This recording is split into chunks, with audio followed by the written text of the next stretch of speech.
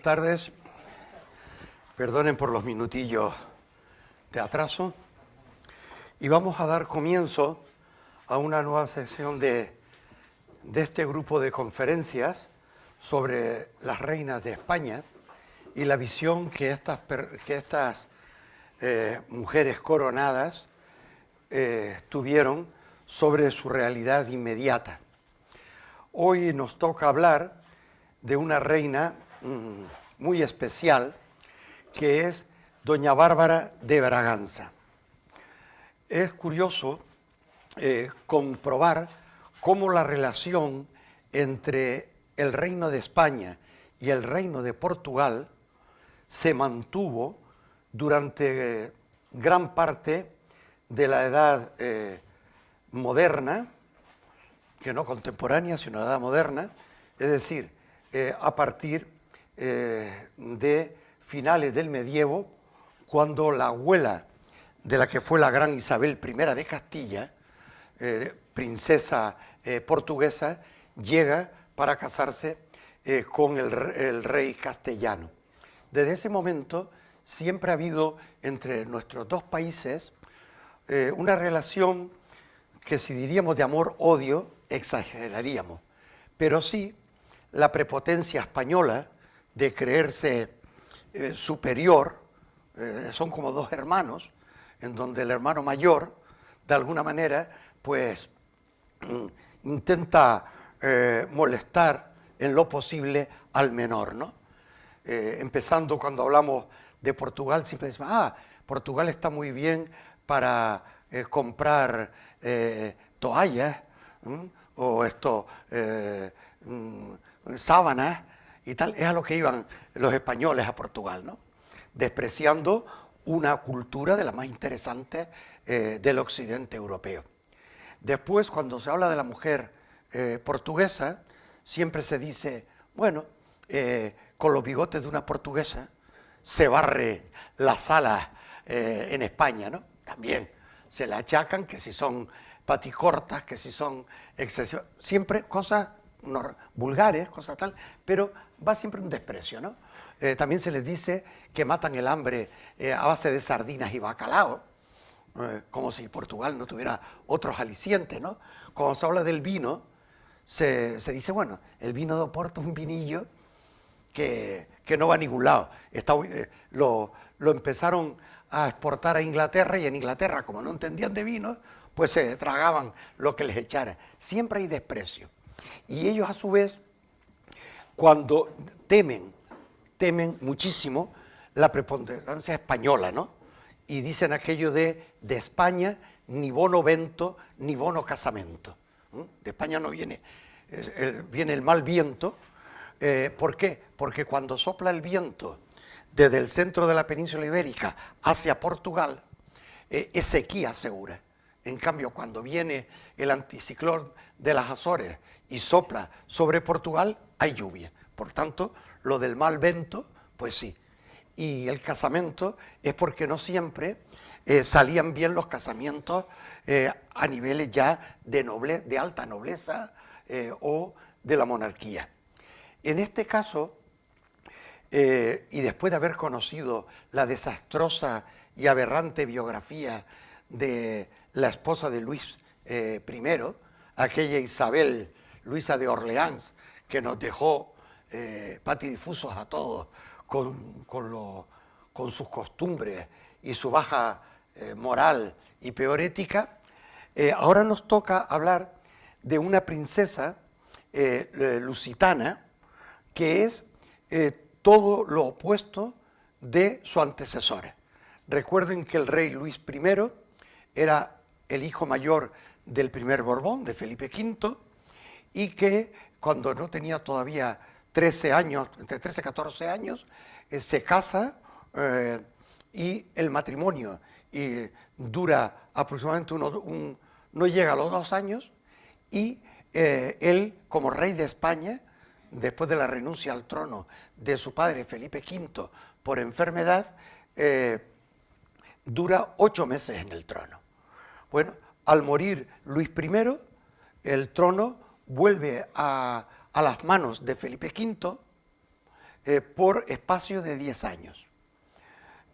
Más que a las manos de Felipe V, a los de su segunda esposa, la voluntariosa Isabel de Farnesio, una mujer hecha para la intriga palaciega, muy entrometida en los asuntos de Estado, con unas ganas tremendas de poseer todo lo que había a su alrededor, pero también es cierto que gracias a que Isabel de Farnesio era así, porque gran parte de la política activa de los últimos 10 años del reinado de Felipe V se hace a base de golpes de timón, golpes de mando de la Farnesio.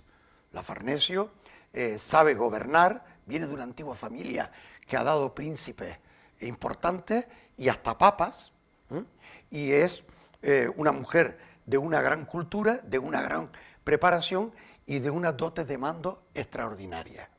Bien, cuando muere Felipe V, bueno, desde que sube al trono Luis I, el príncipe de Asturias es su hermano Fernando. Su hermano Fernando. Cuando muere Luis I, como el heredero al trono era Fernando, tenía que haber subido inmediatamente Fernando al trono, pero no pasa eso. Lo que pasa es que vuelve a las manos del padre de ambos, de Felipe V. ¿Me he explicado bien? Sí, ¿verdad? Bien. Y durante 10 años hay un matrimonio que vive en el más oscuro ostracismo, y es el futuro rey Fernando VI y su esposa, la princesa lusitana, doña Bárbara de Braganza. Vamos ahora a centrarnos en la figura de esta mujer. Al rey le envían numerosos retratos, tanto en óleo sobre lienzo como en miniaturas hechas en acuarela, así como dibujos a mano alzada, carboncillo, etcétera, para que vean, para que él pueda comprobar quién era su futura esposa. Hay que recordar que en aquel entonces, cuando se celebran no los esposales matrimoniales, que eso vienen después, sino cuando se firman las capitulaciones y la intención, el compromiso oficial para casar a ambos príncipes, la futura reina Bárbara tiene 4 años más que el rey, más que Fernando. Fernando tiene solo 8 años, y ella tiene 12, casi 13. Los dos son tan pequeños que el Papa, cuando autoriza el matrimonio, pone como objeción que hasta que no se llegue a una mayoría suficiente de edad, no se puede consumar el matrimonio y por lo tanto tampoco se celebran los esposales. Ese tiempo, que es un tiempo un poco largo, ¿en qué lo gasta, en qué lo usa Bárbara de Braganza? Pues en formarse como reina, como futura reina. Nos puede parecer extraño, y no lo es tanto, que antes los embajadores eran verdaderos espías. Y ese mundo de espías, que hoy nos parece que son propios de la CIA o de la Central de Inteligencia Española o del M5, M6 de Inglaterra, creemos que son cosas actuales. El mundo de los espías existieron toda la vida. Todavía se estudia, por ejemplo, el mundo de los espías en tiempos de Alejandro Magno, por ejemplo, o las visitas en forma de grandes embajadores, de reyes de Oriente a Israel o a Egipto, y todos sabían de todo. Y cuando nosotros cogemos libros de geografía e historia, como puede ser la de los dos Plinios, el viejo y el joven, y otros más, vemos que son más que estudios geográficos e históricos de los lugares.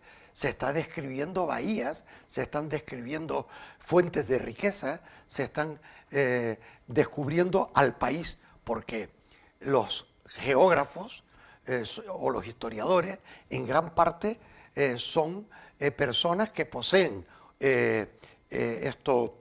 la habilidad suficiente para tomar datos, sacar datos, extraer datos que van a servir a los países para saber con quién se enfrentan en caso de guerra.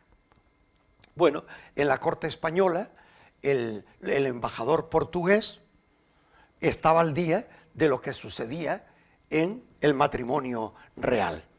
Una reina Isabel de Farnesio, que ya la hemos definido, y un rey melancólico, depresivo, con muy poca voluntad, que hacía lo que le mandaba la reina, y a veces ni siquiera hacía, sino que la reina lo hacía directamente ella, ¿no? Y también el carácter de su hijo Fernando, que era un hombre bonachón, un hombre, no era estúpido, digamos bonachón, porque era buena persona, ¿no? Pero un hombre que a lo mejor no era tan decidido, no era tan rápido en sus decisiones como debía esperarse en un gobierno que no es como los gobiernos actuales, donde hay un primer ministro y hay un gobierno, y nuestro rey reina pero no gobierna. Esa es la realidad de los monarcas constitucionales y las democracias parlamentarias actuales. Antes no.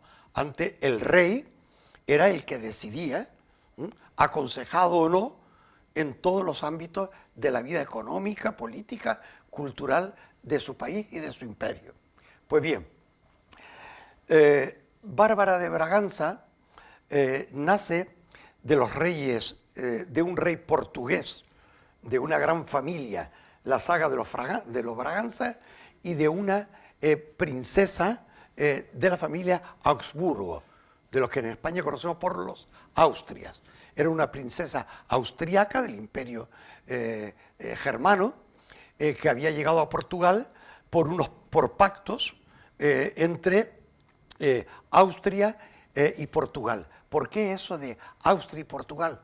Recuerden que había existido a principios del siglo XVIII una guerra en España, la guerra de sucesión al trono.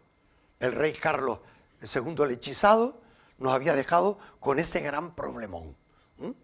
Y como el trono español es ganado para los Borbones y para la política francesa, en ese difícil equilibrio de poder de Europa, los portugueses inmediatamente se aliaron con quienes habían perdido la guerra de sucesión española, es decir, los Austrias. De manera que tenemos en España, como otras veces, tenemos la política internacional europea y el campo de batalla España. Como cada vez se demuestra más, y damos un salto importante, que nuestra guerra civil fue un ensayo general de lo que iba a ser la Segunda Guerra Mundial.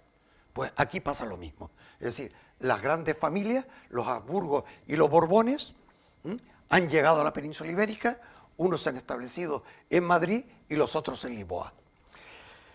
El rey de Portugal estuvo 3 años sin engendrar en su mujer ningún hijo, y era una cosa bastante preocupante. Recuerden que siempre hemos dicho que la primera función que tiene un monarca es concebir lo antes posible un heredero. Y a los 3 años, después de rogativas, misas, utilizando toda suerte de actos religiosos, etc., el rey hace la promesa de crear el mayor convento que hayan visto en Portugal si se le concede un hijo en el plazo de 1 año. Y parece ser que causó efecto, porque la reina se queda embarazada y la primera hija es Bárbara de Braganza. Bien, Bárbara de Braganza va a ser durante un tiempo, no mucho, la princesa de Brasil, como dicen ellos, ¿no? Esto que es lo que en España es el príncipe de Asturias, la heredera de la corona. Bien, ellos no tenían la ley sálica, por lo tanto podían gobernar las mujeres. Después ya nace un hermano que muere muy pronto y después nace otro hermano, por lo tanto pasa ya el Principado de Brasil a sus hermanos, porque aunque no hay ley sálica y sí pueden reinar las mujeres, pero prevalece el hombre sobre la mujer a la hora de heredar. Un acierto sobre la educación de los hijos del monarca portugués es que no hizo casi diferencia en cómo educar a sus hijos y a sus hijas. Les dio prácticamente el mismo trato y el mismo nivel. Sabemos que esta reina habla perfectamente el portugués, no podía ser menos, habla el francés, habla el italiano y habla el alemán. Y con el tiempo, después de estudiarlo, habla y escribe en latín, conoce el griego, pero el griego clásico, y además esto tan pronto llega a España, hay quien dice que no, que ya antes de venir a España le habían puesto un profesor de castellano o de español y que llegó a dominarlo perfectamente sin apenas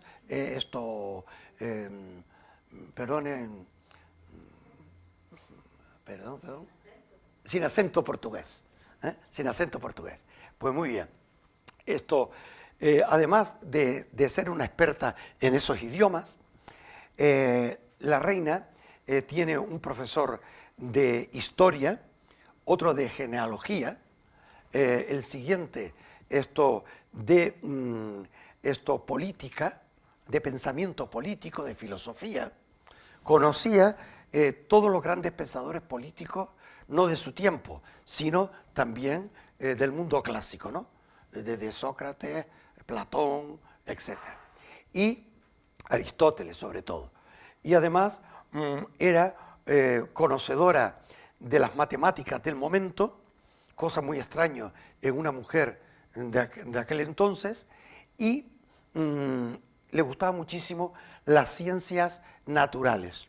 Y eso lo va a demostrar más tarde cuando ya sea reina de España, porque a su empeño se debe el que se creara el primer y gran Real Jardín Botánico de Madrid, que hoy conocemos, pero no la ubicación que tuvo al principio. Estaba cerca del río Manzanares, en la llamada Puerta de Toledo, pero allí se prestaba a inundaciones, había problemas de que las plantas padecían de hongos dada la humedad del río, y entonces el rey Carlos III, oyendo a los rectores del Real Jardín, se lo llevó a donde hoy está, que es junto al Museo del Prado. Ahí está, aunque mermado porque un ministro del 19 le quitó un buen trozo para hacer el Ministerio de Agricultura entre la cuesta de Moyano se llama, ¿no? Moyano y Atocha. Pues bien, la reina estudia la botánica con cierta disciplina científica. No es que le gusten las plantas, no es que le guste tener flores por coquetería o por adorno, sino que intenta entenderlas. Y desde su más tierna infancia, juventud, se hace con acopio de semillas que ella misma planta y anota cuáles son las reacciones de aquellas plantas venidas de Brasil, de Mozambique, de Angola, de Goa en la India, de Timor, y esas mismas plantas son las que después se hace traer vía Lisboa para el Jardín Botánico de Madrid, que llega a tener más de 500 árboles diferentes, convirtiéndose en el mejor jardín botánico del occidente europeo. Bien, a esta formación académica se le une una formación no menos importante en la vida de doña Bárbara de Braganza, que son sus estudios musicales. Cuando ella muere, gran parte de su colección de libretos, de ópera, pequeñas zarzuelas, pero que no son las zarzuelas que nosotros vemos hoy, y además composiciones, la clave, viola, violonchelo, diferentes instrumentos de cuerda, se enumeran y tiene una colección muy, muy notable, que llega en algunos casos a superar los 500 ejemplares. Se conserva todo este legado, junto con sus libros, en la Biblioteca Nacional de Madrid. Si ustedes van, y ahí está enumerado, eso sí, de la A a la Z, todos los títulos que la reina tuvo. Tuvo un centenar y algo de libros en portugués, otro tanto en español, y después los demás en italiano, sobre todo, porque Italia era la cuna donde estaban haciendo todas los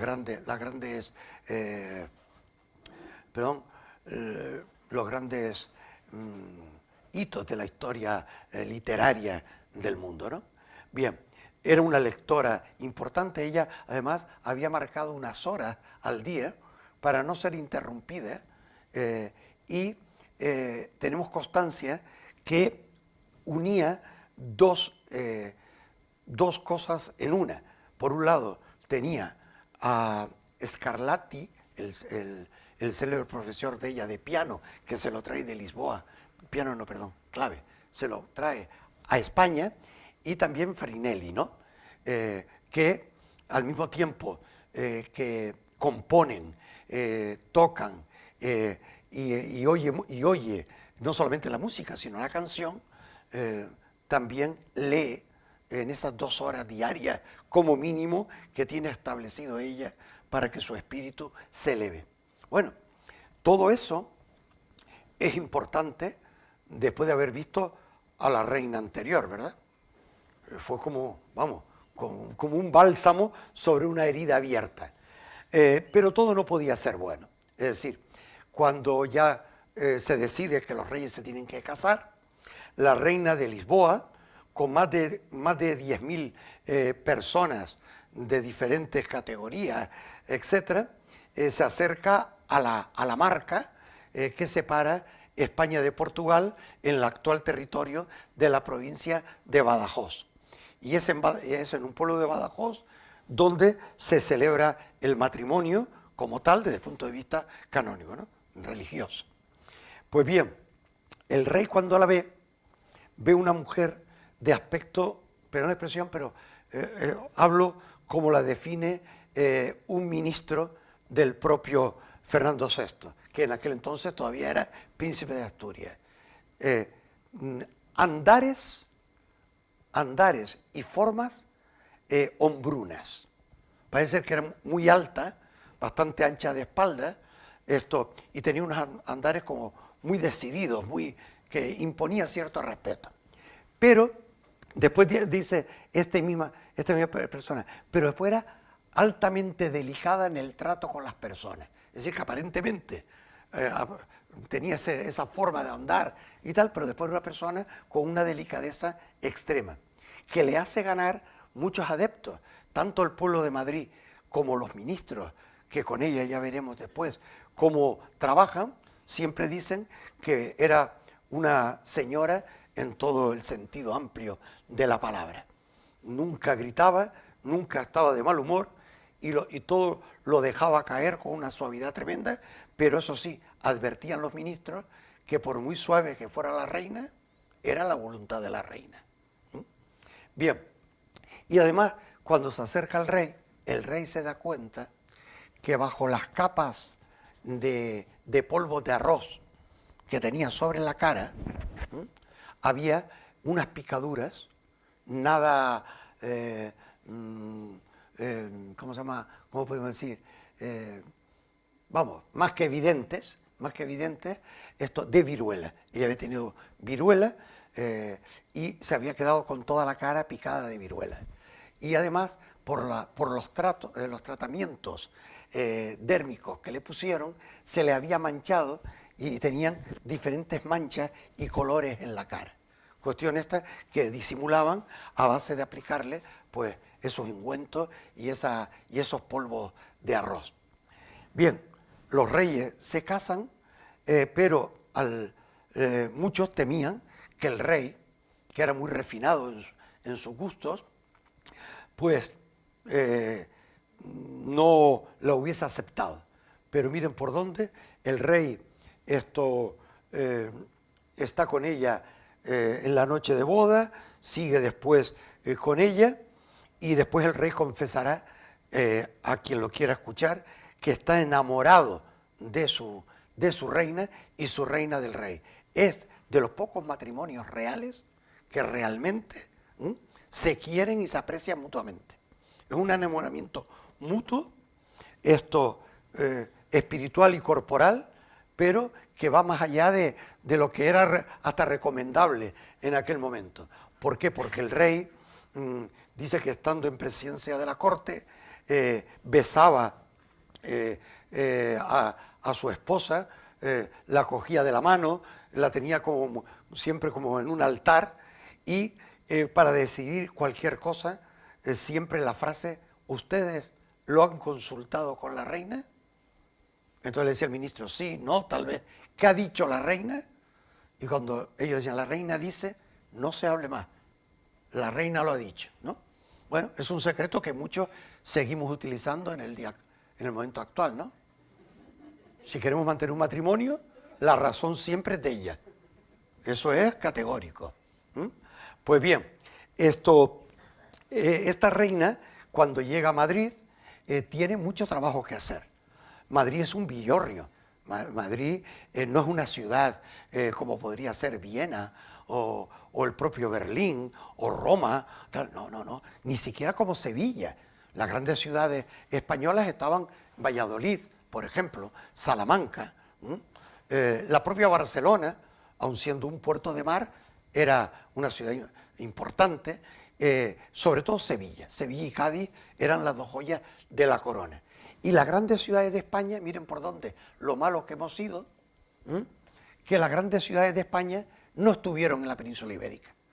Era México, era Lima, era Cartagena de Indias, es Buenos Aires, es La Habana. Eso sí que eran ciudades trazadas en forma de damero, con todos los adelantos que una ciudad europea podía tener, con universidades. Recuerden que a menos de 20 años del descubrimiento de América, ya las primeras catedrales se alzaban en el Caribe. Y las primeras universidades antes de 40 años. Ya me gustaría a mí que los que alegan tanto sobre el colonialismo británico pudieran decir lo mismo, ¿no? Pues bien, esta reina lo primero que hace es quitarse de en medio a la madrastra de su marido, a Isabel de Farnesio. La aparta de la corte, la saca de Madrid y la manda a la granja de San Ildefonso para que allí tenga ella su pequeña corte, ahí intrigue todo lo que le dé la gana, pero no intervenga en el día a día de la corte. Y después también es verdad que utiliza muchísimo a un personaje estupendo, el primer marqués de la Ensenada, que fue uno de los hombres ilustrados más importantes del XVIII español, que no se mereció la ingratitud, en el sentido que en un momento determinado, cuando la reina ve que Ensenada se está endiosando y que está tomando un poder excesivo, lo destierra de la corte también, para que no le haga sombra al propio rey. La reina tiene iniciativas importantes de las que todavía hoy somos herederos. Dijimos los estudios de botánica en España, que después terminarán sufragando la corona española, uno de los viajes más importantes por el mundo en busca de todas las especies importantes de flora del mundo, ¿no? Hay el tipo de Carlos III, se hacen unos viajes con verdaderos especialistas por todo el mundo y Madrid se convierte en el centro de la botánica mundial. No solamente por la intención de saber dónde se producen las mejores maderas, las mejores especies, sino también que buscando fármacos a diferentes enfermedades, etcétera, ¿no? Bien, pues recuerden, por ejemplo, que la viruela, los primeros que utilizan un método natural de vacuna fue el Reino de España. El Reino de España. Pues bien, pues la reina, además, es una gran conocedora de las bellas artes. Ella dibuja, pinta y tiene un gusto exquisito, y ese don natural que un día, y perdonen ustedes que la traiga aquí porque la verdad no es para traerla, pero bueno, no sé si ustedes vieron la entrevista mentirosa que le hicieron a Tita Cervera. Digo, porque si cuando dijo una verdad el otro se sorprendió. Y ella decía que su marido, el Thyssen, le decía que tenía olfato para conocer si un cuadro era bueno, malo o regular, ¿no? Hay gente que tienen esa facilidad, ¿no? ¿Sí? Personas que ven un cuadro y sin importar la firma y tal, saben si realmente tienen un valor artístico o no. Y ella lo tenía, tanto en pintura como en escultura. Creó unas tertulias literario-artísticas, musicales, en el que se rodeaba de lo más granado de las artes españolas y también, sin ningún tipo de complejo, se hacía traer a buenos literatos, buenos músicos, tanto de Francia, pero sobre todo de Italia, porque ella era una admiradora tremenda de las artes italianas.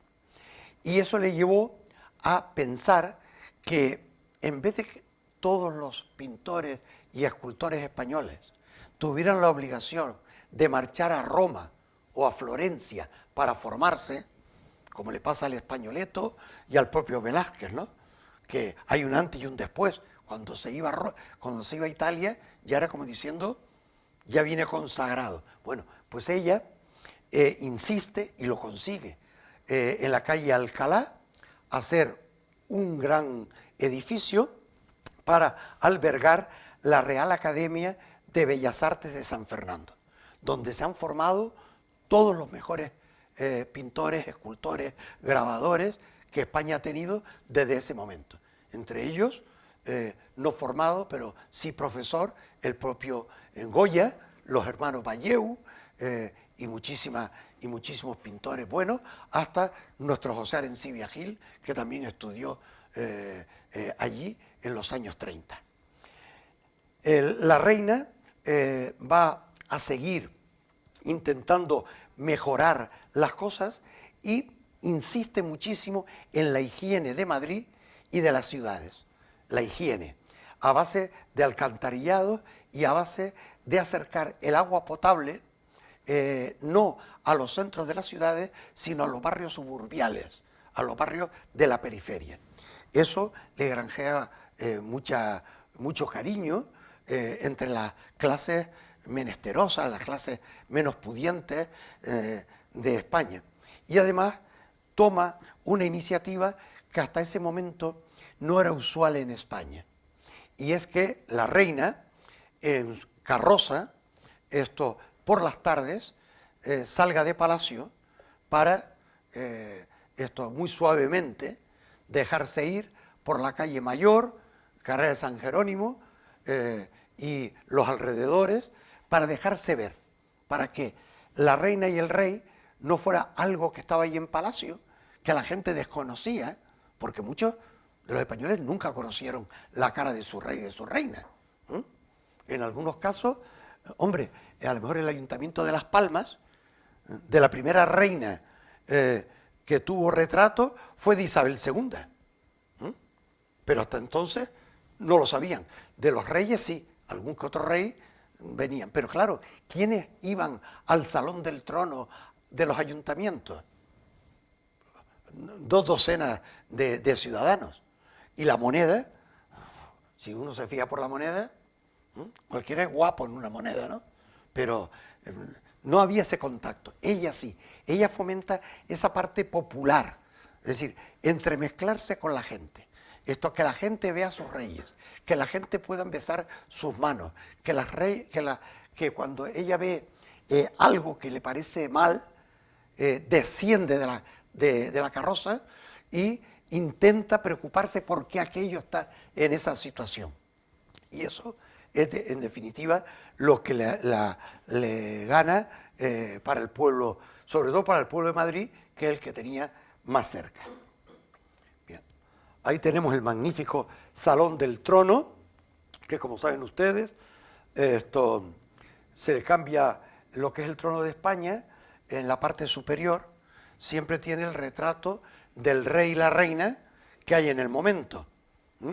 Esto es de caoba con pan de oro, y esa parte superior que tiene Tengo una cosita bonita que me regalaron para marcar y la tengo en mi casa, que me sirve para mucho. Cuando hago fritos y eso, mire, aquí y aquí ahora está el rostro en perfil de doña Leticia y de Felipe VI. Antes estuvo de los anteriores reyes. Es lo único que varía cuando se cambia de reyes. El resto es todo igual. Y recuerden una cosa que muchas veces no sabemos. Cuando vayan a Londres, a la pérfida Albión, cuando vayan a Londres, seguramente irán a Trafalgar Square. Bien, ahí está Nelson encima de una columna, que muy coqueto guarda la mano, el brazo que le arrancaron los tinerfeños. Por lo menos hay que agradecerle a los chicharreros una cosa buena, que le arrancaron de cuajo, ¿verdad? El cañón Tigre, cuando fue disparado, le quitó un brazo a Nelson y él lo esconde, pero se llama Trafalgar Square porque está levantada la plaza a Nelson, que para ellos es la victoria de Trafalgar, cuando ellos le dieron el jaque mate a España. Pues bien, y a los pies de la columna de Nelson hay 4 leones que están dormidos. Por favor, no se retraten jamás en esa plaza, porque esos leones son el imperio español dormido ante la fuerza de Inglaterra. Entonces, cuando usted vaya, no se lo sacan en Piccadilly Circus, en cualquier sitio por allí, por favor, evítenlo, para no darle gusto. Bien, la parte alta, que es de la época de esta reina, se termina más tarde, en tiempos de Carlos III, es el triunfo de la monarquía, el triunfo de España. Es un cielo magnífico, extraordinario. Aquí tenemos al tan llevado y traído Felipe V e Isabel de Farnesio, su segunda esposa. Ya dijimos que miren cómo el adulador pintor que hace este gran cuadro, a él lo pone como mirando para la reina a ver lo que dice la reina, y ella con todo su poder, y le pone la corona no al rey, sino a la reina. Esto es una alusión muy grande a dónde estaba el verdadero poder. Aquí tenemos a la numerosa familia de Felipe V, que aunque tenía depresiones, parece ser que entre depresión y depresión, pues tenía niños. Y aquí tenemos a la primera reina, a la primera esposa de Felipe V, que es la madre de dos reyes, Luis I y Fernando VI.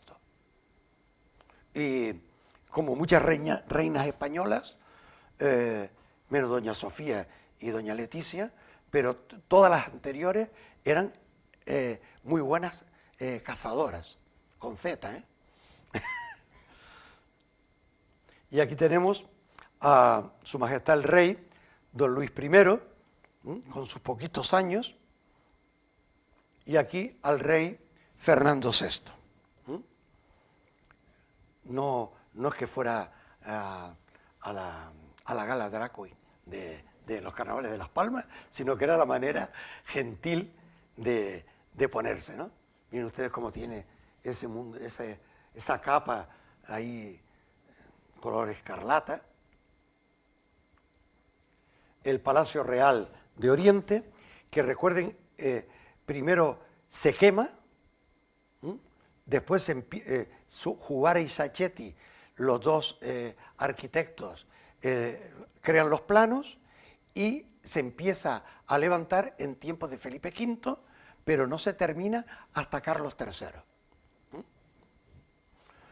Y aquí tenemos el pequeño Versalles, una copia en miniatura del Versalles, que se convierte, era un lugar de caza de los reyes, pero se convierte en un palacio para Felipe V y para la Farnesio, y después para la Farnesio cuando fue desterrada a ese lugar. Que en primavera-verano se está estupendamente bien, pero en el invierno es un frío extraordinario. Y aquí tenemos donde murió nuestra reina, que hoy hemos hablado de ella, o que estamos hablando de ella, la Braganza, en el Real Palacio de Aranjuez. Ella dedica mucho tiempo a este palacio, a su decoración interior y exterior, y también hace navegable por un drenaje que le hace al río Tajo. Esto le hace un drenaje, lo ensancha y crea lo que se llama el cuerpo de falúas reales, que todavía hoy existen. Hay unos grandes almacenes donde están las falúas y se hacían estos viajes pequeños de 1 kilómetro, 2 kilómetros abajo y arriba. ¿Saben? Que siempre el único defecto que tiene Madrid es que no da al mar, ¿no? El resto es extraordinario. Y entonces allí, bueno, se distraían en eso. A veces hacían batallas navales también, para regocijo de la gente de la corte. Pero la mayor parte de las veces lo que se hacían eran viajes, y en cada barca o cada grupo de barcas llevaba sus propios músicos para amenizar el trayecto. Y ahí tenemos el Real Sitio Palacio del Buen Retiro, en donde la reina experimenta en primer lugar su jardín botánico, aunque no lo hace aquí después, sino en la ribera del río Manzanares. Pero ahí fue donde la reina empezó a plantar árboles que venían sobre todo de América y Filipinas, y después fueron transportados, llevados, trasplantados al nuevo sitio. Ahí tenemos a este don Zenón de Mondevilla y Bengoechea, el primer marqués de la Ensenada, uno de los políticos más honestos, más honrados, vamos, que todavía estoy yo por si era español o lo habían adoptado en algún otro sitio, ¿verdad? Sí, este señor, bueno, potenció las artes, potenció la industria, ¿sí? A este no se le fue nadie a Holanda, Esto potenció las industrias, hizo una reforma de la hacienda pública muy importante.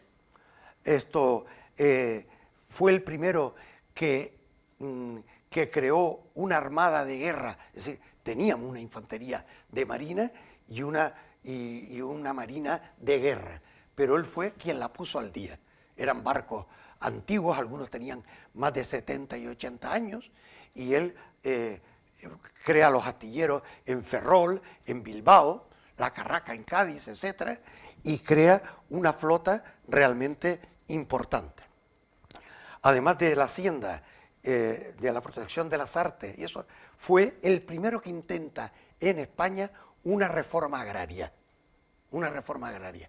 Y el primero que intenta que Castilla, que por su propia geografía no era dada a ser comunicada por tierra, se comunicara a través de canales. El célebre canal de Castilla, que ahora funciona y permiten viajar por él y tal, esto, pues él hace un amplio estudio de cuántos canales se debían hacer para conectar el Tajo con el Duero con el Guadiana, es decir, estuvo buscando las formas y también los ríos navegables como el Guadalquivir, que volviese a llegar a Córdoba, cosa que ya no pasaba, o el Ebro, que hasta su curso medio poderlo también hacer.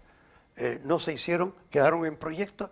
Muchos de los proyectos, como el trasvase Tajo Segura, por ejemplo, y otros tantos, los inicios fueron con el Marqués de la Ensenada, los primeros estudios. Y muchos de los estudios del Marqués de Ensenada fueron utilizados por los ingenieros de caminos, canales y puertos del general Franco para hacer las presas, entre ellas la gran presa que le llaman el Mar de Castilla, entre Peñas, en la provincia de Guadalajara. Fueron, ya digo, estudios geológicos y de ingeniería muy avanzados que después se tomaron, claro, se pusieron al día en el siglo XX. Algunas cosas que puso también la República en marcha, la Segunda República, en gran parte pertenecen a los trabajos realizados por los ingenieros mandados por Ensenada. Bueno, los logros de la vida pública durante el reinado. Todos ellos fueron consultados a la reina. El ministro del Reino Unido de la Gran Bretaña decía: los ministros acuden a diario a ver a su majestad la reina. ¿Quién los recibe? Uno por uno, y si hay litigio entre más de uno, por pares, para enfrentarlos a ver quién tenía razón, ¿no? Cuando había así, como coger el ala ahora de un lado y los otros y a ver cómo los combinamos, ¿verdad? Bien, pues un nuevo modelo de hacienda. Además es curioso porque la reina esto marcó con una frase, lo dijo todo: traedme a mí los problemas, que yo diré cuáles debe estar enterado el rey y cuál se le debe esconder por su salud. Es decir, ella lo hacía, al rey le mandaba solamente aquellas cosas que no le iban a causar problemas. Y ella decidía realmente sobre los problemas importantes. Bien, la creación del Giro Real, que es lo que más tarde se llamará el Banco de San Carlos, hoy Banco de España. ¿Para qué se hace? Pues para favorecer las transferencias de fondos públicos y privados fuera de España. Las inversiones que España tenía fuera, dentro, se tenían que hacer a veces a través de banqueros alemanes, banqueros suizos, banqueros holandeses, y claro, cobraban un tanto, ¿no? Entonces se crea todo lo que se llamó el Giro Real, que era una forma fluida para poder mandar dinero en inversiones al exterior y también traer dinero hacia el interior. El impulso del comercio americano por la flota, es decir, no solamente se hacen nuevos puertos en lugares que o eran viejos, obsoletos, o no había puertos, o se dedicaban a otras cosas, y más tarde, gracias a esa ley de impulso del comercio americano, el rey Carlos III abre el comercio con América, que fue la salvación del puerto de Santa Cruz y del puerto de Las Palmas, porque permite comercializar libremente con los países americanos.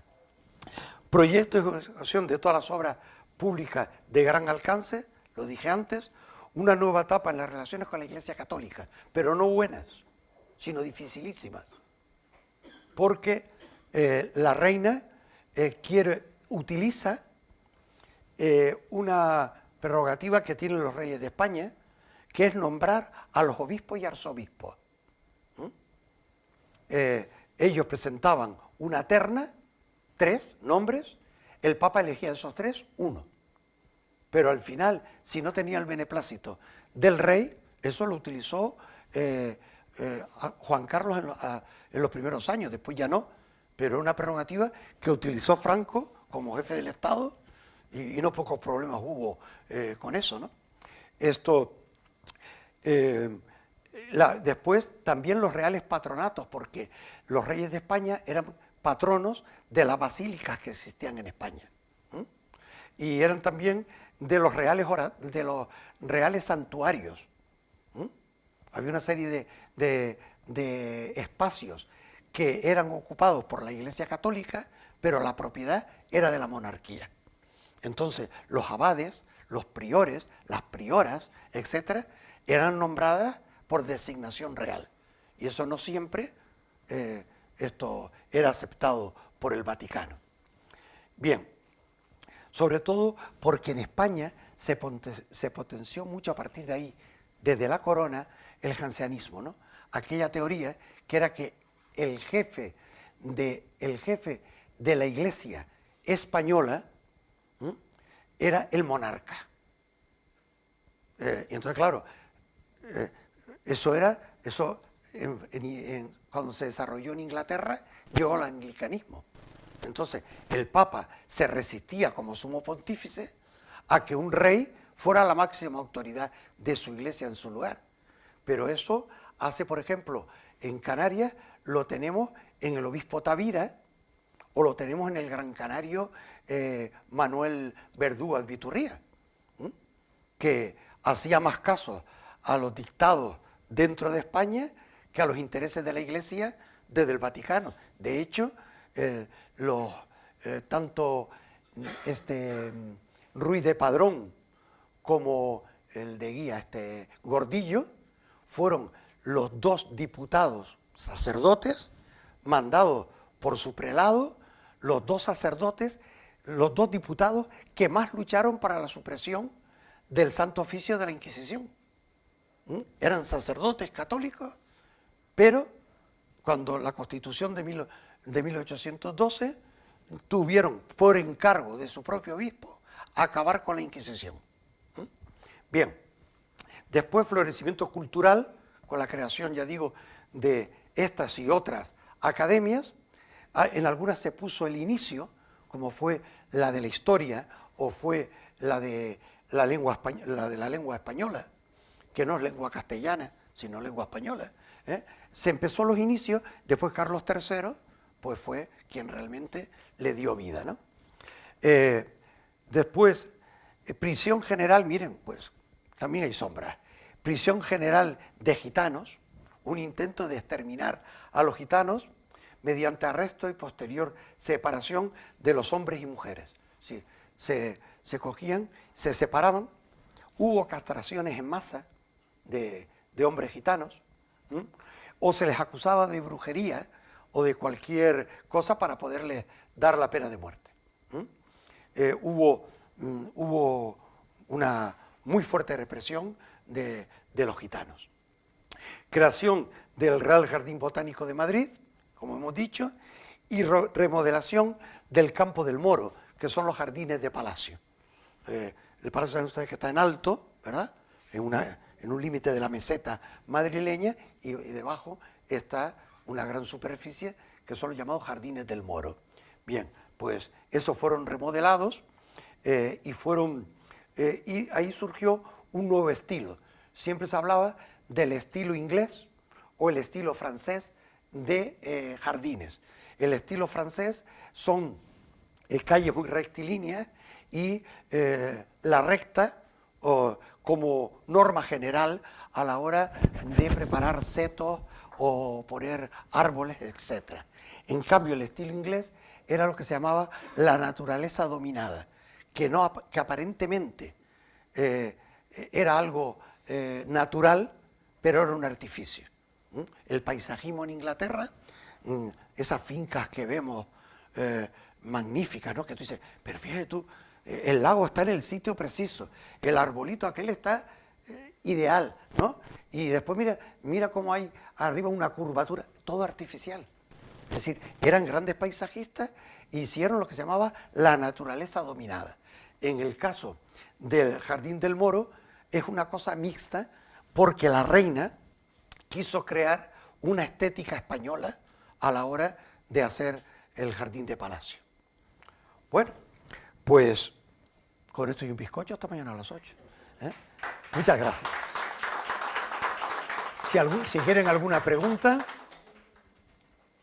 Bueno, murieron sin hijos, que no lo he dicho, aunque la reina muere en Aranjuez, sus restos velados en Aranjuez, se le viste con el hábito de monjas de San Francisco de Asís, porque ella era terciaria franciscana, y se le lleva a las Salesas Reales, el gran convento madrileño que ella había fundado para dar cobijo a mujeres de la nobleza y que había dotado con gran parte de sus propias obras de arte, unas en vida y otras después de muerto. Allí, cerca de la capilla del Santísimo, en un bellísimo... ¿No salió? Pues lo teníamos, ¿verdad? Sí, es que me extrañó. A ver, ¿se nos escaparon? Ah, sí, hombre, perdón. Aquí está la Real Academia de San Fernando en la calle Alcalá, junto al Ministerio de Hacienda. Aquí está la nueva ubicación de los Reales Jardines, el Real Jardín Botánico de Madrid, y le puse esta porque tiene una palmera canaria. ¿Lo ven? Que la se caracteriza porque su copa es completamente redonda, no de escobilla como las de Elche. Aquí es para decirle que no fueron asiduos ni su mujer ni él al Escorial. Aquí tenemos el monumento fúnebre en las Salesas Reales del rey Fernando. ¿Saben ustedes que en el monasterio del Escorial se entierran las reinas? Los reyes se pueden enterrar, tengan o no tengan hijos, pero las reinas solo si tienen hijos. Y en este caso, el rey que se queda viudo durante un año, esto decide que ya que su mujer no se puede enterrar con él en el Escorial, él elige enterrarla en las Salesas Reales. Bellísimo enterramiento, con mármoles italianos de diferentes sitios y después bronce sobre dorado.